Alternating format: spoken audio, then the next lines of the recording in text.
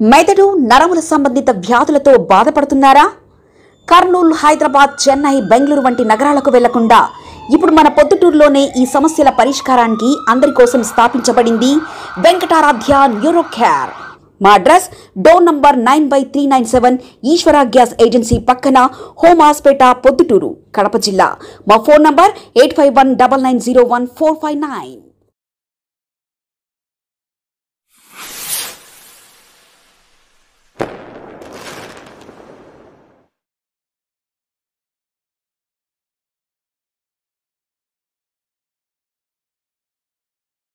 ప్రతి దినంన ప్రొద్దుటూరు మున్సిపల్ అత్యవసర సమావేశం నిర్వహించినారు చైర్మన్ గారి అధ్యక్షతన. ఆ రోజు మా కౌన్సిల్ సభ్యులము, మా చైర్మన్ గారు అందరము కలిసి కమిషనర్ గారిని ప్రశ్నించినాం. చైర్మన్ గారి ఫోను 10 రోజుల నుంచి మీరు ఎందుకు లిఫ్ట్ చేయడం లేదు? చైర్మన్ మీకు ఫోన్ చేస్తాన్నా కూడా మీరు ఎందుకు లిఫ్ట్ చేయలేదు, ఫోన్ ఎత్తలేదు అనే దానిపైన ప్రశ్నించినాం. ఆయన సెల్లు గవర్నమెంట్ సెల్లు, ఏ అధికారి అయినా ప్రజలు చేసినా, ప్రజాప్రతినిధులు చేసినా ఫోన్ ఎత్తాల్సిన బాధ్యత ఉంది. అందులో చైర్మన్ గారు సుప్రీం మున్సిపాలిటీకి, ఈమె ఫోనే కమిషనర్ ఎత్తకపోతే దాన్ని ప్రశ్నించినాం. ప్రశ్నిస్తూ తప్పు చెప్పమన్నాము అంటే కాళ్ళు పట్టుకోమనో, కడుపులు పట్టుకోమనో, చేతులు పట్టుకోమనో అడగలే మా కౌన్సిల్ సభ్యులం మేము. నెక్స్ట్ ఈ పొరపాటు జరగదు, ఇటువంటి పునరావృతం కాదు అని చెప్పమన్నాం. అంతే తప్ప తప్పు అంటే ఇంకొక రకంగా అనుకోవాల్సిన అవసరం లేదు. దాన్ని మన వరదరాజులరెడ్డి గారు ఎమ్మెల్యే గారు తప్పుగా భావించి, రా కమిషనర్, తప్పు చెప్పే ప్రసక్తే లేదు అని చట్టబద్ధత అది వెళ్ళిపోయినాడు. ఆ తర్వాత మా చైర్మన్ గారు చెప్పినట్టు ఆర్డీ గారికి, సిడిఎంఏ గారికి, కలెక్టర్ గారు ఫిర్యాదు చేసినారు. మా చైర్మన్ గారు, మేము ఇక్కడే ఉన్నాం, మీటింగ్ వాయిదా పడలేదు, జరపాలా అని. కోరం సభ్యులం 14 మంది కంటే మించి 25 మంది మేము ఉండాము, నేను వాయిదా వేయలేదు కాబట్టి ఈ మీటింగ్ జరపమని చెప్పింది మా మేడం. చైర్మన్ గారు జరిపేదాన్ని ఆయన వెళ్ళిపోయినా కూడా మేము నైట్ అంతా అక్కడే ఉన్నాం. పొద్దున్నే కలెక్టర్ ఫిర్యాదు అందజేయడం వల్ల కలెక్టర్ గారు ఆర్డీ గారిని మందలిస్తే, ఆర్డీ గారు కమిషనర్ గారిని మందలిచ్చి, చైర్మన్ అక్కడే కూర్చొని ఉంటే ఎందుకు మీటింగ్ జరపవు, ఆమె వాయిదా వేయలేదు కదా కాబట్టి నువ్వు మీటింగ్ జరపమని చెప్పినారు. మేము ఫిర్యాదులన్నీ చేసినాం వాళ్ళందరికీ, కలెక్టర్ కూడా చేసినాం. కలెక్టర్ కూడా మాకు తిరిగి లెటర్ పెట్టినాడు, వాట్సాప్లోనే చెప్పినాడు, నేను దీనిపైన ఎంక్వైరీ చేసి ఆర్డీ గారికి చెప్పాను అని. మా దగ్గర ఉంది, లెటర్ కూడా ఉంది.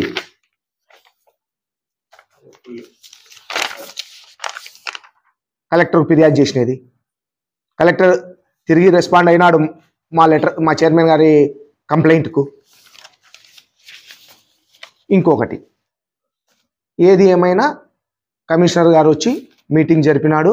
మెజార్టీ సభ్యులం 24 మంది ఉన్నాము, 24 మంది ఆమోదం తెలిపినాము. ఈ ఎగ్జిబిషన్కు కొన్ని నిబంధనలు మార్చినాం. గతంలో డబ్బులు ఎగరగొట్టినారు 34 లక్షల రూపాయలు. ఈ తెలుగుదేశం ప్రభుత్వానికి సంబంధించిన ఒక వ్యక్తి 100 రూపాయలు రాబట్టుకొని కూడా డబ్బులు ఎగరగొట్టాడు. దాన్ని బేస్ చేసుకొని మేము నిన్న నిబంధనలు మార్చినాం. ప్రతి రూపాయి కట్టించుకునే తర్వాత గ్రౌండ్ వాళ్ళకి అప్పచెప్పాలా, ఆ విధంగా ముందే అప్పచెప్పితే పూర్తి బాధ్యత కమిషనర్ గారిదే అని నిబంధనలను మార్చి నిన్న టెండర్ ప్రాసెస్కు పోయినాం. దాంట్లో పెద్ద ఆయన గారు ఏం చెప్తారు, ఎమ్మెల్యే గారు, మేము వడ్డేశ్వరం నుంచి అంటే మంగళగిరి నుంచి మేము ఒక లెటర్ తెచ్చినాము, దానివల్ల ఎగ్జిబిషన్ వేలం జరుగుతూ ఉంది అన్నాడు. ఒకసారి మీరు ఆ లెటర్ను తెప్పించుకొని చదవండి పెద్దాయన, ఏముంది దాంతో సారాంశం. ప్రొద్దుటూరు మున్సిపాలిటీ దసరా పండగ సందర్భంగా 45 రోజుల పాటు ప్రదర్శనను, ఎగ్జిబిషన్ నిర్వహించుటకు ప్రభుత్వం అనుమతి ఇచ్చింది. దీని ద్వారా ఆదాయం వస్తుంది. దీనికోసం మున్సిపల్ కౌన్సిల్ ఆమోదం తప్పనిసరి. ఏముంది పెద్దాయన లెటర్లో? దీనికోసం మున్సిపల్ కౌన్సిల్ ఆమోదం తప్పనిసరి. ఆమోదం లేకోకుండా నువ్వు ఎగ్జిబిషన్ జరపగలుగుతావా? ఏమి లెటర్ వచ్చింది, దాన్ని చదవాలా కదా, నీ బాధ్యత. అంత తప్పుగా ఈ వయసులో, నీకు 85 ఏళ్ల వయసులో కూడా నువ్వు ఇట్లా తప్పుగా ప్రజలకు విన్నవిస్తే ఎట్లా? ఏదో సామెత ఉంది పూర్వం, దున్నపోతే ఇంతే గాడికి గట్టే అన్నట్టు. లెటర్ వచ్చింది, చెప్పినావు, దాంతో చదవాలా. మేము ఆమోదం తెలిపిన తర్వాతనే గెజిట్ పాస్ అయింది. గెజిట్లో ఇదో 11/9/2025 89 గెజిట్ నెంబర్ 11వ తేదీ అంటే మొన్నటి దినమున గెజిట్ వచ్చింది. మేము పాస్ చేసింది 10వ తేదీన. మేము పాస్ చేసినది కూడా దీంతో ఉంది. 10/9/2025 కౌన్సిల్ తీర్మానం పాస్ అయింది. గెజిట్ 11/9/2025 వచ్చింది. అంటే మాది చట్టబద్ధత లేకపోతే కలెక్టర్ గారు గెజిట్ ఎట్టిస్తారు? నువ్వు ఏ విధంగా చెప్పగలుగుతున్నావు మాది చట్టబద్ధత లేదు మీటింగ్ అని? ఇప్పుడు కూడా ఇంత అబద్ధాలా ఈ ఏజ్లో? ఇంకొకటి, ఇది మాది చట్టబద్ధతతో జరిగిన మీటింగ్, గెజిట్ వచ్చింది. మేమైతే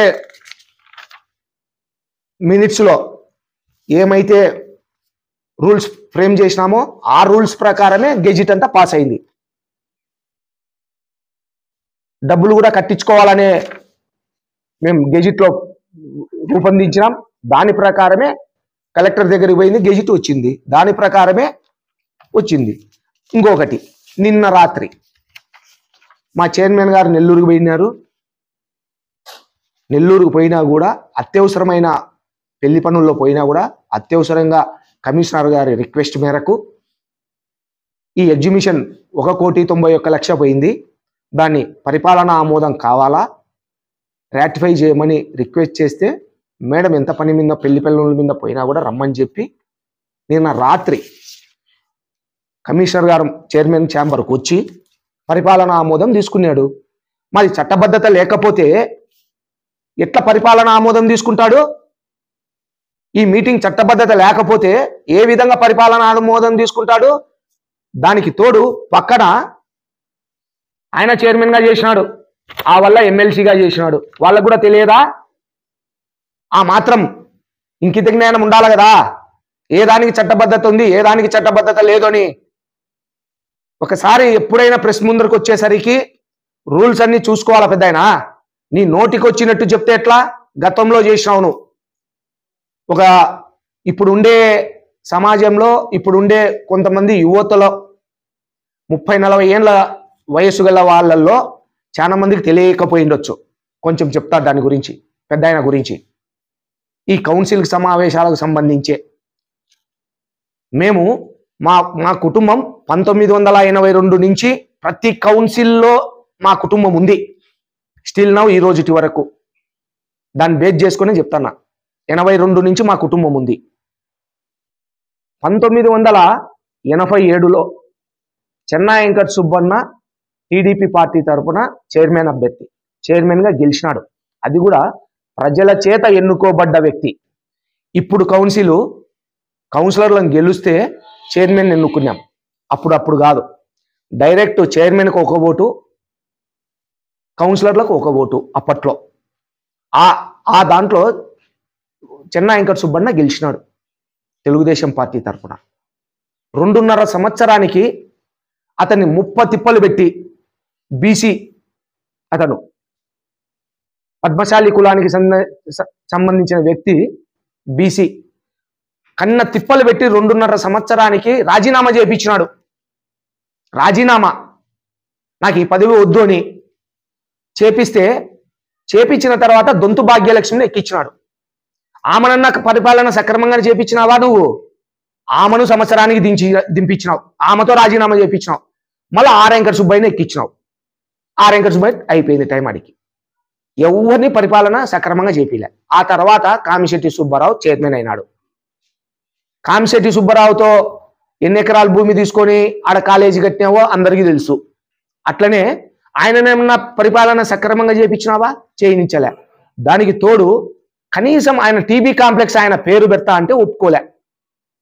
ఇప్పుడు ఉందే విజయ్ కుమారాలు ఎదురుగా టీబీ కాంప్లెక్స్, దానికి కామిశెట్టి సుబ్బారావు అనే పేరుతో కాంప్లెక్స్ పేరు పెట్టేదానికి కూడా నువ్వు ఒప్పుకోలే.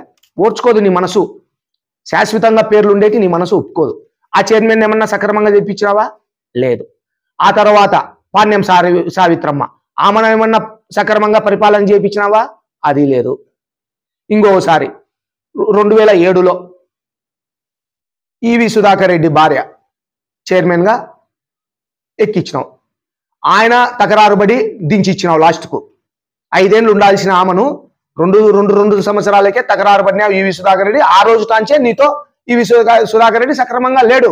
ఫైనాన్షియల్ మ్యాటర్లు ఇంకొకటి వాళ్ళని దించినావు. దించిన తర్వాత ఎవరిని ఎక్కించినావు? సైరాబాను ఎక్కించినావు.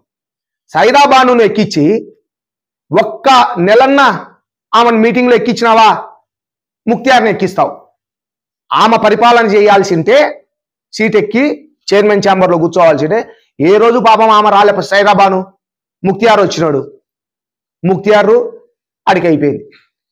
మళ్ళా 2014లో శేటి గురువిరెడ్డిని ఎక్కించాం. ఆయనను పరిపాలన సక్రమంగా చేపించినావా?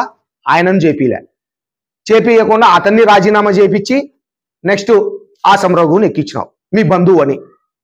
ఆయన ఎక్కినాక లాస్ట్ 2 నెలలు ఉండగా ఏం చెప్పినావు పెద్ద ఆయన ఆసం రఘు గురించి? వీడు అన్ఫిట్ అన్నావు. వీడు చైర్మన్ పదవికి అన్ఫిట్. ఇదే మాటే నేను ఆయన అన్నే మాటే చెప్తానా, నేను సొంతంగా అనలే. ఆసం రఘు వీడు మళ్ళీ అనింది, వీడు అన్ఫిట్ అన్నాడు. నీకు బంధువు కాబట్టి వీడు అన్నావు, వీడు చైర్మన్ పదవికి అన్ఫిట్ అన్నావు. ఒక్కరినన్నా మా చైర్మన్ అమ్మ ఈరోజు గట్టిగా ఉంది కాబట్టి, నీ పప్పులు ఉడకలేదు కాబట్టి, ఈమెను ఏమీ చేసుకోలేక దించలేక మేమంతా కౌన్సిల్ సభ్యులం ఆమెకు అండగా ఉండాం కాబట్టి 5 ఏళ్ళు పరిపాలన సాగిస్తూ ఉండాం. నీ టైంలో ఎక్కడే కానీ 5 ఏళ్ల పరిపాలన సక్రమంగా ఎవరిని జరపలే. నువ్వు మున్సిపాలిటీకి ఇంత దారుణంగా నువ్వు వ్యవహరించినావు. ఇట్లా చెప్తా పోతే ఈ వరదరాజుల రెడ్డి గురించి చాలా ఉన్నాయి. ఇంకొకటి, మేము తప్పు చెప్పమని అడిగినామని అంత స్పీడ్గా చైర్మన్ గారిని కమిషనర్ గారిని పిలుచుకొని పోతావే, సబ్ రిజిస్టర్ ఆఫీసుకు పోయి ప్రమాణాలు చేపించినావే, ప్రతి ఒక్క ఆఫీసుకు పోయి దేవుని పటాలు తీసుకొని ప్రమాణాలు చేపించినావే, అది తప్పు కాదా? నీకు హక్కు ఉందా ప్రమాణాలు చేపించే హక్కు? వాళ్ళ ప్రతి ఆఫీసర్ ఎంత బాధపడి ఉంటారు, ప్రతి ఎంప్లాయ్ ఎంత బాధపడి ఉంటారు. అయ్యగానరావు ఇట్లా చెప్పుకుంటా పోతే దండిగా ఉన్నాయి పెద్ద ఆయన. ఏదైనా చట్టబద్ధత గురించి తెలుసుకోవాల్సింది వస్తే ఒకసారి పట్టు 2 సార్లు, నీకు తెలియకపోతే వేరే వాళ్ళని కనుక్కొని మాట్లాడి ప్రెస్ మీట్లు పెడితే సవ్యంగా బాగుంటుంది. మేమైతే ఈ కౌన్సిల్కు అన్ని విధాలా సహకరిస్తున్నాం. మీరే సహకరించుకోకుండా వెళ్ళిపోతున్నారు మీ చేతగాక. కాబట్టి నెక్స్ట్ ఎప్పుడైనా ప్రెస్ మీట్ పెట్టేదానికి ఒక్కసారి ఆలోచన చేయండి పెద్ద ఆయన. ఆయనకు ఒక చిన్న విన్నపం, ఇవన్నీ ఇచ్చిపెట్టి పెద్ద ఆయన, రైతుల సమస్య విపరీతంగా ఉంది.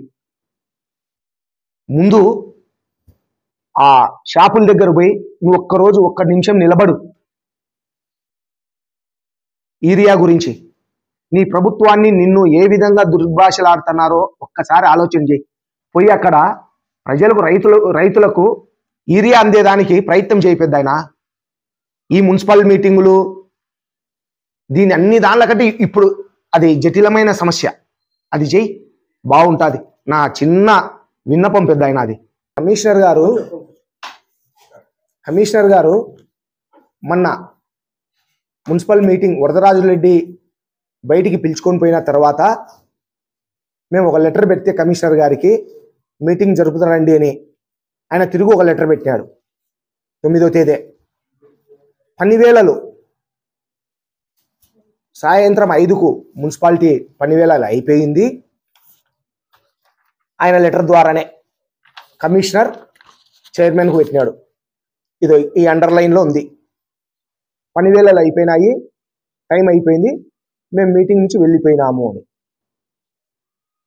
ఆ విధంగా లెటర్ పెట్టిన వ్యక్తి నిన్న రాత్రి 8:30కు చైర్మన్ నెల్లూరులో ఉంటే ఆమెను పిలిపించి 8:30కు సంతకం పెట్టించినాం.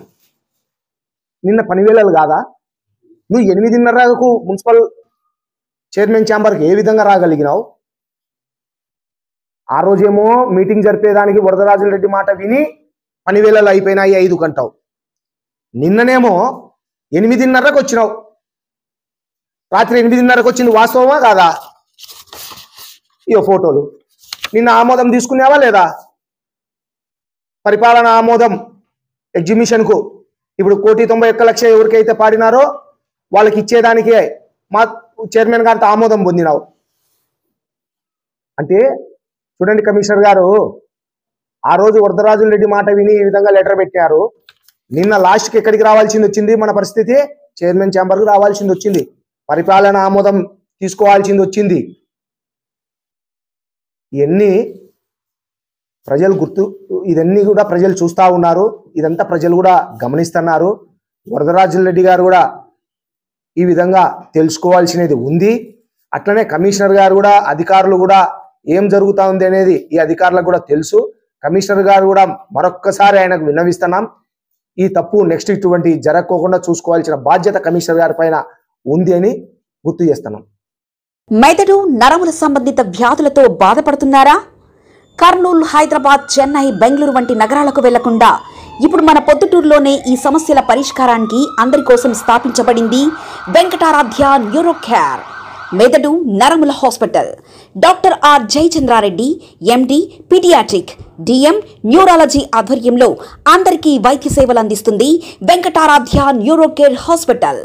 మా వద్ద లభించే వైద్య సేవలు పక్షవాతం, మూర్ఛ, ఫిట్స్, తలనొప్పి, మెడనొప్పి, మూతి వంకర, వణుకు, కంపవాతము, మతిమరుపు, నరాల బలహీనత, తిమ్మిర్లు, మంటలు, నడుము నొప్పి, కళ్ళు తిరగడం, కండరంల జబ్బులు, తూలినట్లు నడవడం వంటి వాటికి వైద్య సేవలు అందించబడును. మూర్ఛ వ్యాధి పరీక్ష, వీడియో మూర్ఛ వ్యాధి పరీక్ష, నరాలకు సంబంధించిన కంప్యూటర్ కరెంటు పరీక్ష, కంటి నరములకు సంబంధించిన కంప్యూటర్ పరీక్ష, ఫిజియోథెరపీ వైద్య సదుపాయం, చెవి నరములకు సంబంధించిన కంప్యూటర్ పరీక్షలు ప్రత్యేకంగా చేయబడును. పక్షవాతం వచ్చిన 4 గంటల 30 నిమిషాలలో రక్తం గడ్డం తరుగుటకు ప్రత్యేక సూది మందు థర్బోలైసిన్ నిత్యం అందుబాటులో ఉండట మా హాస్పిటల్ ప్రత్యేకత. చిన్నపిల్లల ఎదుగుదల లోపం, జన్యు సంబంధిత వ్యాధులు, మూర్ఛ వ్యాధులకు ప్రత్యేకంగా చూడబడును. మా అడ్రస్ డోర్ నంబర్ 9/397 ఈశ్వర గ్యాస్ ఏజెన్సీ పక్కన, హోమాస్పేట, పొద్దుటూరు, కడప జిల్లా. మా ఫోన్ నంబర్ 8519901459.